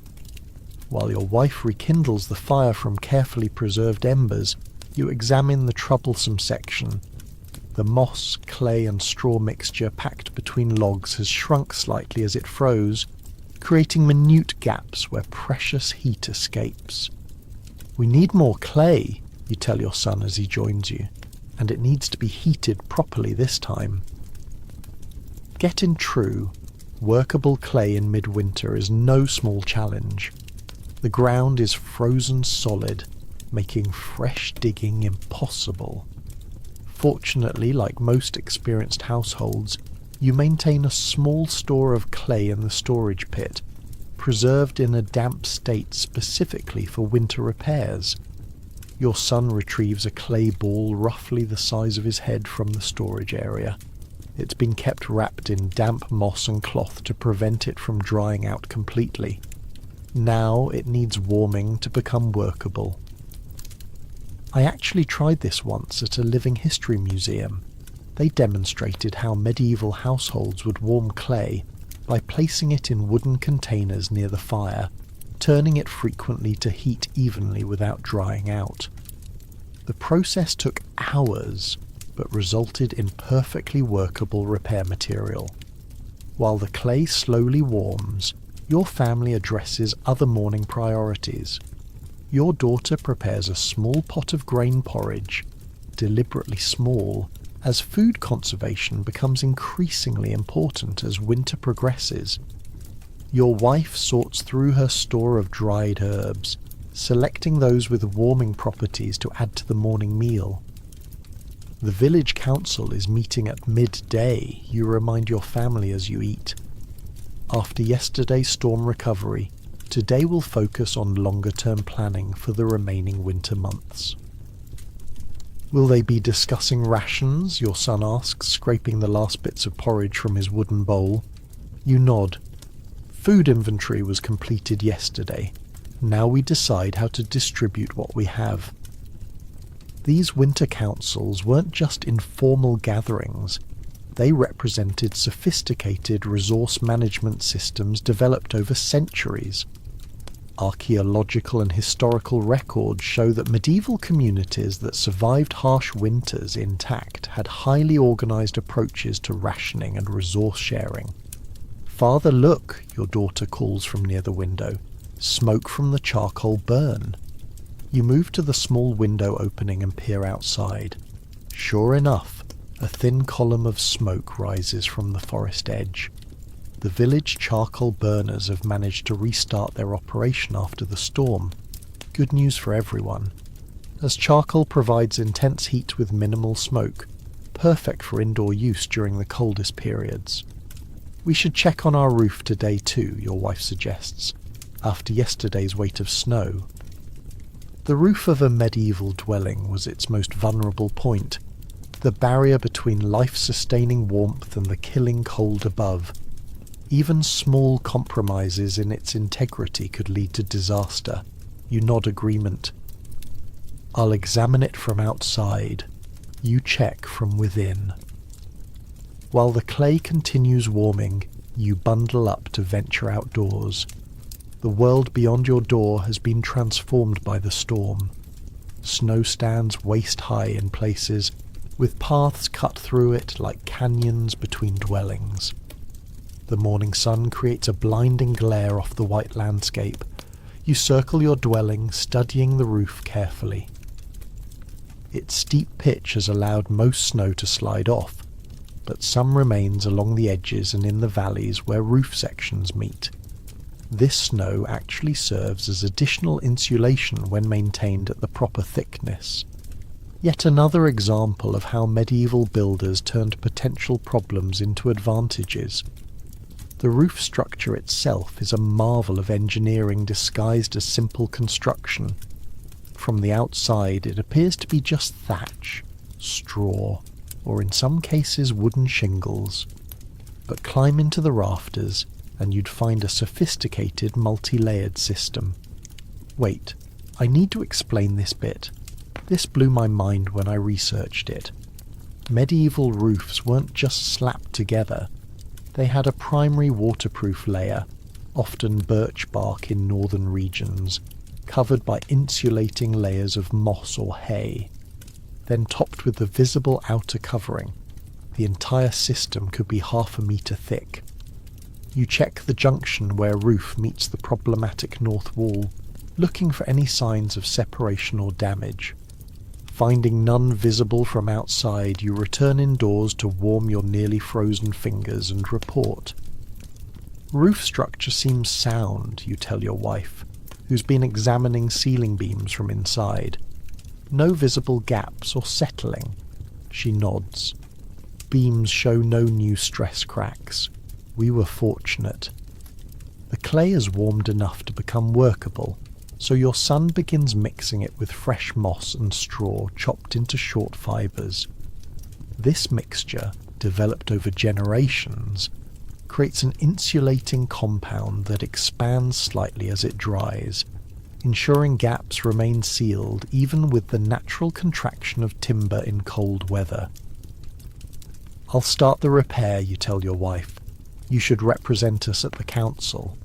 She considers this, then nods agreement. In many medieval households, responsibilities weren't rigidly divided by gender during winter crisis. Whoever had the most appropriate skills handled each task, regardless of traditional roles. As your wife prepares to leave the council meeting, wrapping herself in multiple layers of protection against the intense cold, a knock sounds at the door. Your son opens it to find a village youth stamping his feet against the cold. Message from Elder Thomas, the boy says through chattering teeth. All households to bring their remaining preserved fruit to council. Counting and redistribution today. This pooling of certain food resources, particularly those rich in vitamins like preserved fruits and berries, was a critical survival strategy.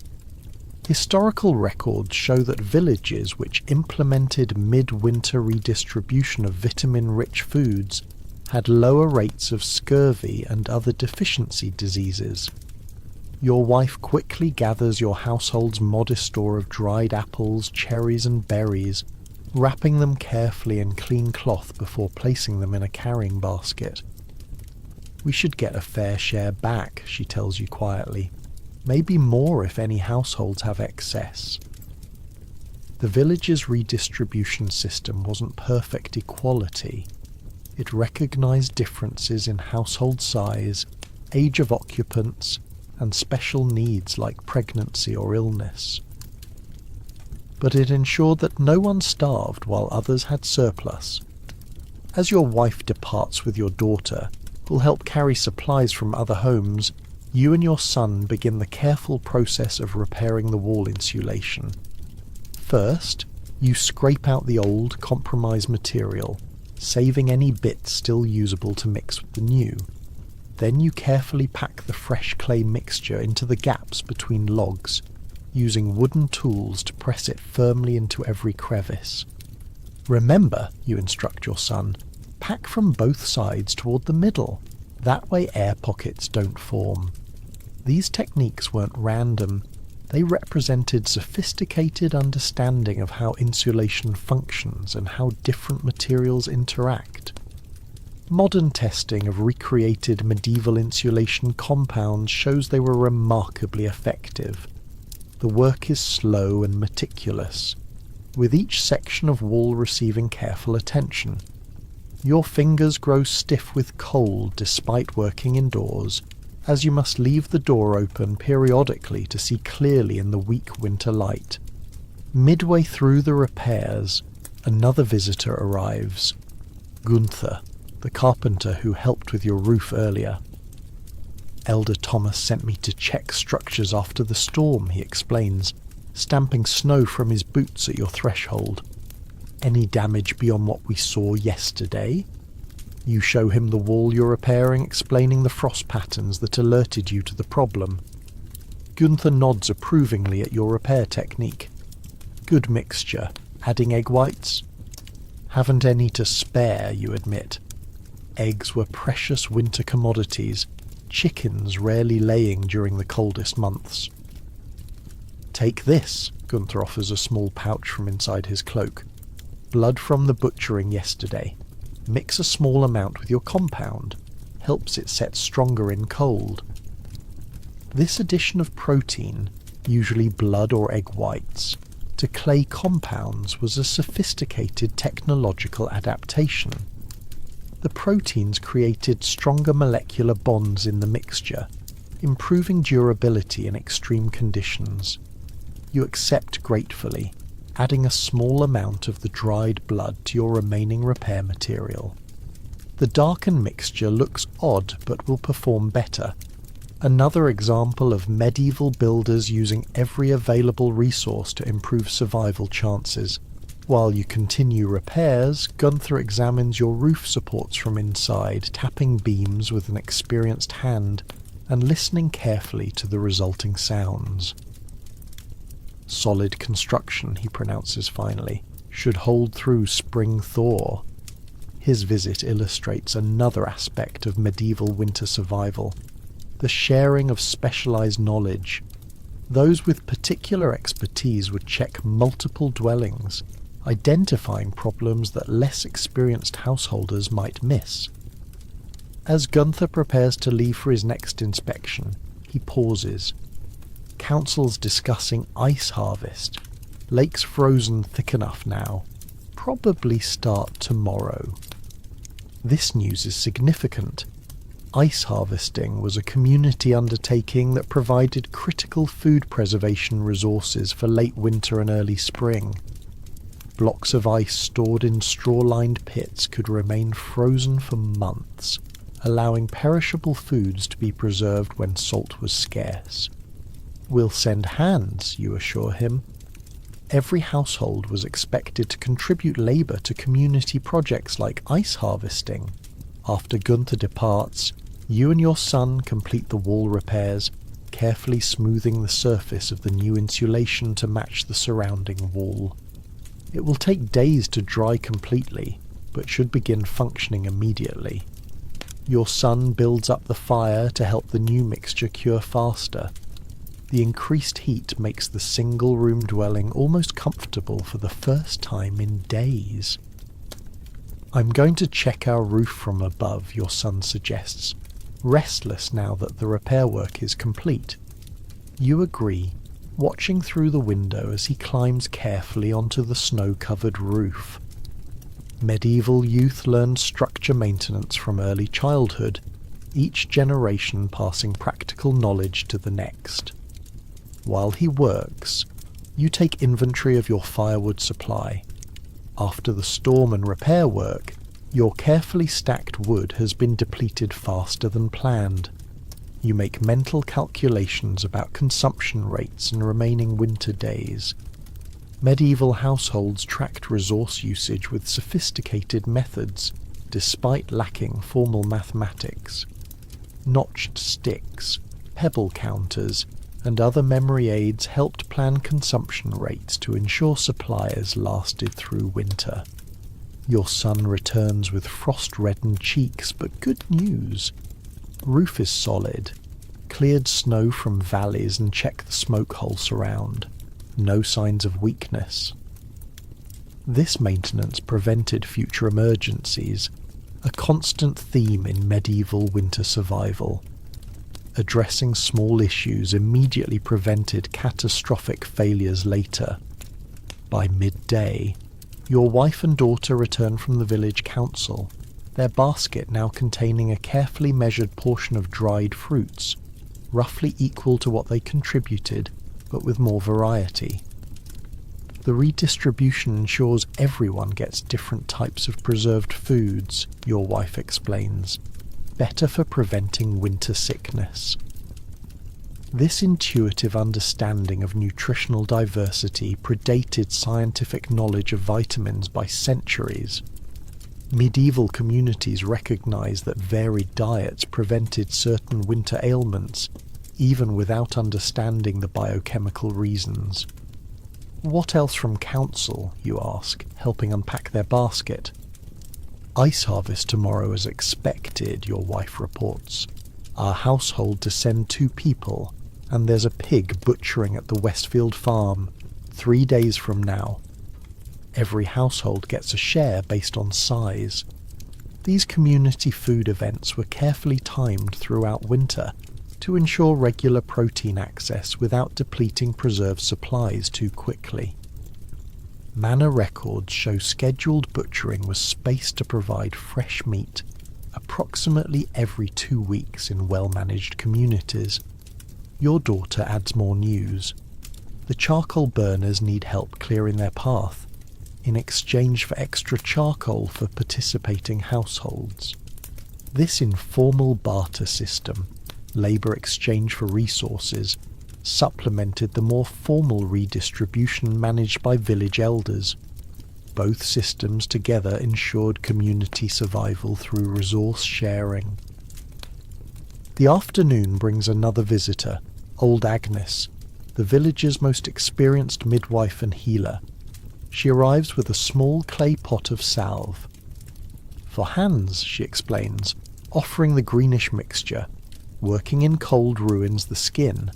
This helps heal cracks. The salve, made from rendered animal fat mixed with pine resin and medicinal herbs, has a strong but not unpleasant smell.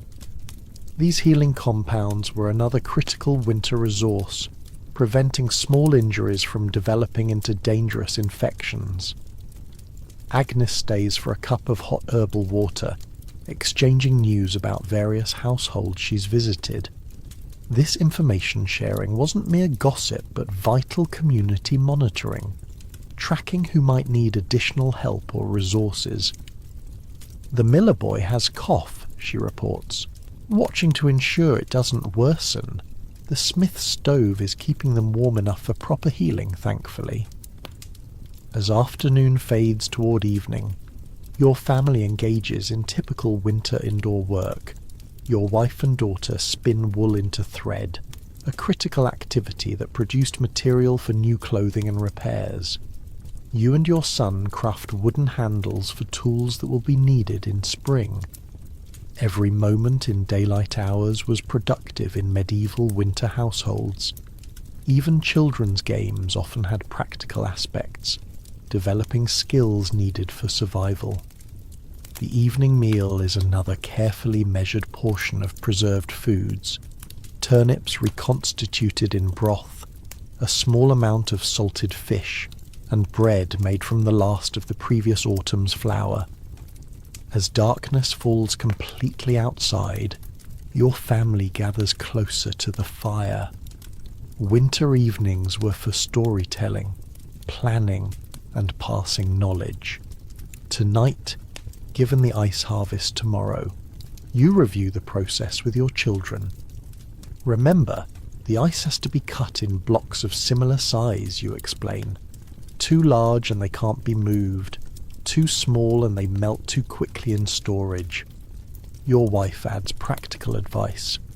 Wear double mittens, but be prepared to get wet anyway. Bring spare hand coverings. This verbal instruction, specific, detailed, practical, was how crucial survival knowledge passed through generations. Medieval people may not have had formal education, but they had highly developed systems for preserving and transmitting life-saving information. The evening continues with your wife describing a technique for extending flour supplies by adding ground acorns, knowledge shared at the council meeting. Your son demonstrates a new method for securing roof thatch he learned from Gunther. Your daughter practices finger exercises for maintaining dexterity when working in cold. Each person contributes knowledge, each learns from others. This continuous education process was embedded in daily life, ensuring critical skills weren't lost. As bedtime approaches, your family performs the now familiar rituals of preparing for night in deep winter. The fire is carefully banked to maintain embers until morning. Additional covers are arranged on the sleeping platform. A small container of water is placed near enough to the fire to prevent freezing overnight. One by one, your family climbs to the sleeping platform, arranging themselves in their usual pattern for maximum warmth conservation. As you settle in beside them, you reflect on the day's accomplishments. Wall repaired, roof checked, resources managed, knowledge shared. Each small action contributing to the complex system of survival that has allowed humans to thrive even in the most hostile environments. Outside, the temperature continues dropping under clear skies. Inside, your family's breath forms small clouds in the cooling air. But beneath the layers of furs and woven blankets, body heat creates a microclimate of survivable warmth. Another example of how medieval people engineered solutions with available resources. Your last thoughts before sleep overtakes you are of tomorrow's ice harvest, the community working together to secure resources for the challenging months still ahead. In the rhythm of medieval winter, each day builds upon the last, each challenge met through collective wisdom and shared effort. Dawn breaks with a bone-deep cold that makes the previous days seem almost mild by comparison. The temperature has plummeted overnight, turning the world brittle. When you step outside to check conditions, the snow squeaks beneath your boots, a sound only heard in the most severe cold, when snow crystals become so frozen they crunch rather than compact. Ice harvest weather, your son says behind you, his breath creating a dense cloud that hangs in the still air. He's right. The extreme cold is brutal for human comfort, but perfect for harvesting ice. At these temperatures, cut blocks will freeze more solidly, last longer in storage, and be less prone to breaking during transport. Your family prepares for the day with practiced efficiency. The morning meal is hearty by winter standards. You'll need the energy for the hard work ahead. Porridge thickened with dried berries and a precious sliver of preserved fat rendered from last autumn's pig slaughter. Layer your clothes properly, your wife reminds everyone as they dress. Wet work means wet clothing. Ice harvesting was among the most physically challenging winter activities, combining intense labour with the constant threat of soaking in freezing temperatures. Improperly managed, it could lead to hypothermia and death within hours. The preparation rituals reflect this danger. Your family dresses in multiple layers, linen undergarments to wick moisture away from skin, wool middle layers for insulation even when damp, and outer coverings treated with fat or oil for water resistance. Extra mittens, head coverings, and foot wraps are carefully packed. Getting soaked during ice harvesting isn't just uncomfortable, it's potentially deadly if you can't dry out quickly. Remember, you tell your children as you prepare to leave, if your hands or feet stop hurting and go numb, that's when you're in real danger. Pain means you're still safe. This counterintuitive knowledge, that pain is a positive sign in extreme cold, was critical survival information. Numbness signals the beginning of frostbite, when tissue damage becomes likely. Your family sets out toward the lake, joining streams of villagers converging from different directions. Despite the brutal cold, there's an almost festive atmosphere. Ice harvesting, while dangerous and difficult, also represented community solidarity, and the promise of preserved food in late winter and early spring. I talked with a Finnish historian who specialises in traditional ice harvesting. She told me these community events were surprisingly well documented in church records because they often coincided with minor religious celebrations, practical survival and spiritual practices intertwined. The frozen lake comes into view as you crest a small rise. Already dozens of villagers are preparing tools and clearing snow from the ice surface. Near the shore, several temporary structures have been erected specifically for today's work. Go help with the warming huts, you direct your son and daughter, pointing toward frames being covered with hides and canvas. These simple shelters, not meant for overnight use, will provide critical protection for workers to warm themselves periodically throughout the day. Your wife joins the group organising tools, long saws with specialised teeth for cutting ice, metal-tipped poles for guiding floating blocks, and wooden tongs for lifting. The tools represent significant community investment, many crafted by Godwin Smith and maintained carefully from year to year. You approach Elder Thomas, who's overseeing the operation. Though not the youngest or strongest man present, his experience with ice harvesting makes him the natural leader today. We're marking the cutting grid now, he tells you, pointing to men using axes to score lines across the cleared ice. Need someone to test thickness. Interested. Testing ice thickness was both crucial and hazardous. The person doing it faced the greatest risk of breakthrough. But someone has to ensure the ice can support the weight of workers and harvested blocks. I'll do it, you agree, accepting the specialised testing spud, a metal-tipped pole designed to punch through ice to measure its depth. Old Agnes appears at your side with a length of rope. Tie this around your waist, she instructs. 2 strong men will hold the other end. This safety practice reflected generations of hard-won knowledge. Historical records document drowning deaths during ice harvesting across medieval Europe, leading to the development of sophisticated rescue techniques. You move cautiously onto the lake, stopping every few paces to drive the testing spud into the ice. The first few blows barely crack the surface, a good sign indicating thick ice.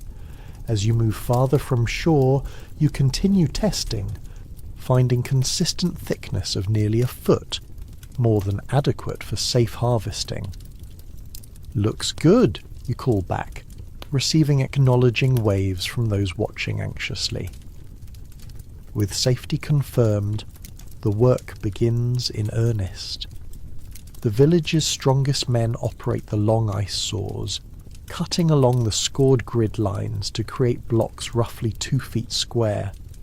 Others use poles to guide the freshly cut blocks toward the extraction point near shore. The ice is so clear this year, remarks a woman working beside you as you help guide blocks toward shore. Sign of clean water and proper freezing conditions. She's right. The ice is frozen with unusual clarity, free of the cloudy layers that form when freezing happens unevenly. Medieval communities observed these natural indicators closely, recognizing how they reflected conditions that might affect food preservation quality. Near shore, a team including your son creates a channel from the cutting area to the extraction point, a sloped area where blocks can be dragged from water onto land. The physics of this operation was precisely understood. Too steep an angle would cause blocks to shatter, too shallow would make extraction exhaustingly difficult. Your daughter works with a group managing the warming huts, keeping small fires burning and ensuring no one stays in the bitter cold too long. These rotation systems weren't just kindness, but survival strategy.